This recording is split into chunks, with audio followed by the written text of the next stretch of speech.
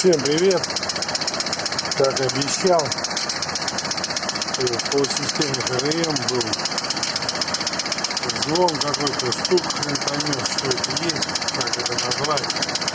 Заменил 6 кило ХРМ текстовитую, уже было в прошлых видео. Была заменена одна штанга на первом выпускном цилиндре. Теперь выпускном клапан. Было там вырванное седло в регулировочном винте.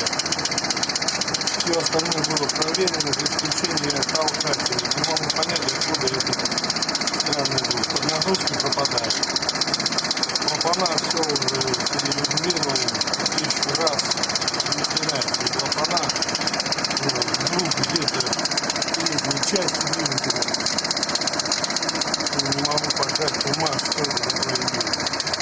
Может быть, у кого-то есть какие-то подсказки. Пишите в комментариях. Может, чем поможет. Не могу понять. Я уже все переделал. Перекидал. Не знаю, тут привод трамблера стоит. По ходу дела, слишком. Короче, на один зуб надо перекидывать. Вот я собирал, как было. Видосик я приобретал. Хрен его знает. Надо добиваться. Карбюратор перебрал. Все полностью комплект. Вообще тут работает. Сами видите, двигатель. Вот стаканчик поставить, я думаю, не распускается. За 402 это очень даже хорошо. Один нюанс. Вот этот штук.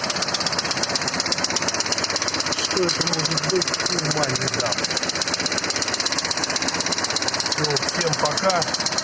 Жду комментариев и лайков.